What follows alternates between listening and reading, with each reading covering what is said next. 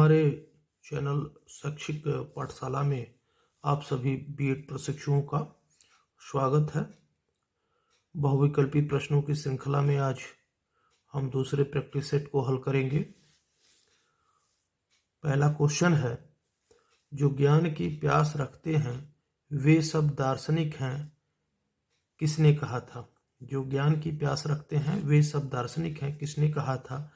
तो इसका सही आंसर होगा आपका सुकरात ने कहा था। बी ऑप्शन आपका सही होगा कि ये सुकरात ने कहा था कि जो ज्ञान की प्यास रखते हैं वे सब दार्शनिक हैं। दूसरा क्वेश्चन है, संसार का प्रत्येक व्यक्ति जन्मजात दार्शनिक होता है, यह कोटेशन किसने कहा था? ऑप्शन ए है जॉन डीवी, बी है फिक्टे, सी है कॉम्टे और डी है शोपेनहावर। तो इसका सही आंसर होगा कि संसार का प्रत्येक व्यक्ति जन्मजात दार्शनिक है, ये शोपेनहावर ने कहा था। अगला क्वेश्चन है, दर्शन विज्ञानों का विज्ञान है, ये किसने कहा था कि दर्शन विज्ञानों का विज्ञान है? ए ऑप्शन है कॉम्टे ने कहा था, बी रॉस ने कहा था, सी प्लेटो ने कहा था, डी जॉन डीवी ने कहा था। तो इसका सही आंसर होगा कि दर्शन विज्ञानों का विज्ञान जो है वो कॉम्टे महोदय ने ये परिभाषा दी है। अगले क्वेश्चन पर चलते हैं कि दर्शन विज्ञानों का समन्वय या विश्वव्यापक विज्ञान है, किसने कहा था? ऑप्शन ए है हर्बर्ट स्पेंसर ने कहा था, हर्बर्ट स्पेंसर ने कहा था, कॉम्टे ने कहा था, फिक्टे ने कहा था, जॉन डीवी ने कहा था। तो इसका सही आंसर होगा दर्शन विज्ञानों का समन्वय या विश्वव्यापक विज्ञान है, ये हर्बर्ट स्पेंसर महोदय ने कहा था। अगला क्वेश्चन है आपका, दर्शन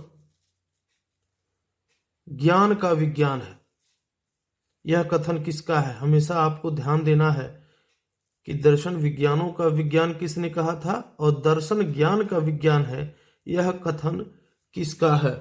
तो इसका सही आंसर होगा डी फिक्टे महोदय ने ये कहा था।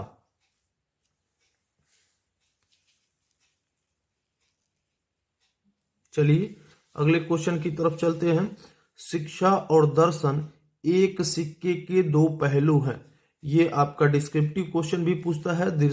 शिक्षा और दर्शन के संबंध से जब क्वेश्चन आपके डिस्क्रिप्टिव क्वेश्चन बनते हैं तो वहां से भी ये क्वेश्चन बनते हैं। तो शिक्षा और दर्शन एक सिक्के के दो पहलू हैं। ऑप्शन ए जॉन डीवी ने कहा था,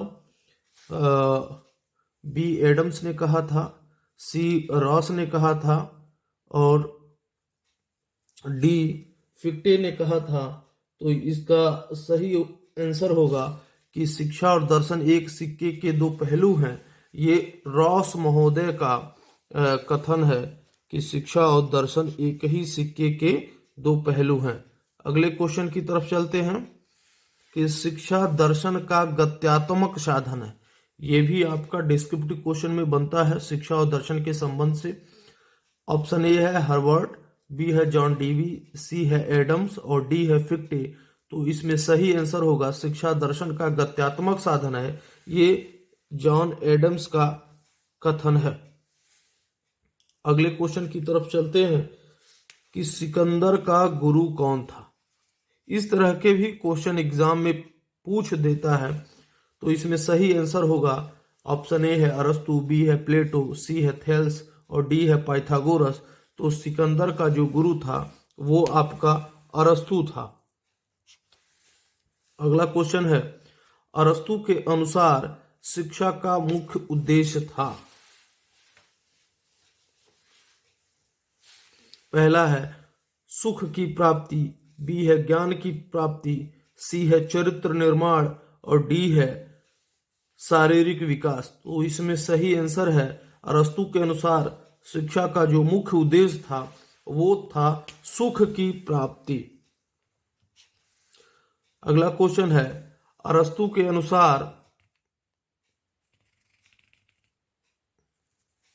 अरस्तु के अनुसार व्यक्ति को शिक्षा प्रदान करने का दायित्व तो किसका है? व्यक्ति का, समाज का, सी है राज्य का, डी है धनी लोगों का।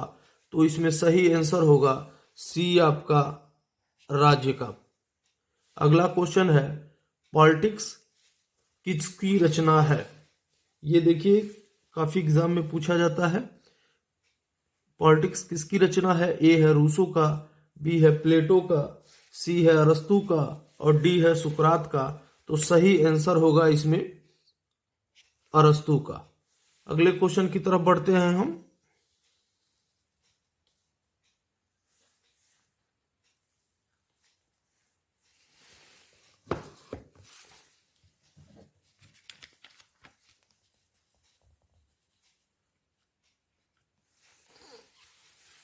निम्नलिखित में से कौन प्रकृतिवाद की विशेषता नहीं है?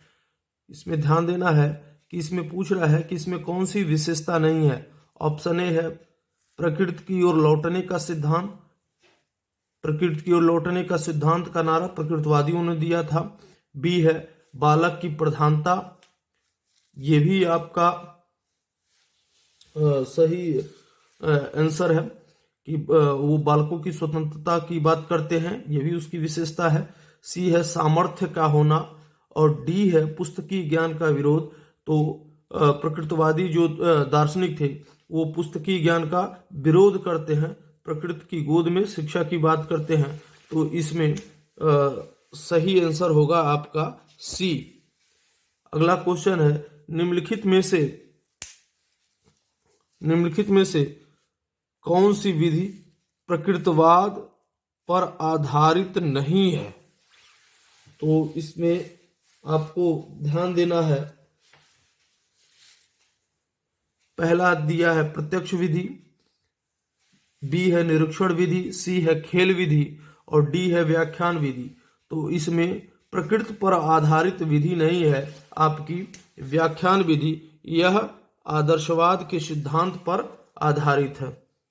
चलिए थैंक यू। हम फिर आपको अगले वीडियो में मिलते हैं, तब के उसके लिए धन्यवाद।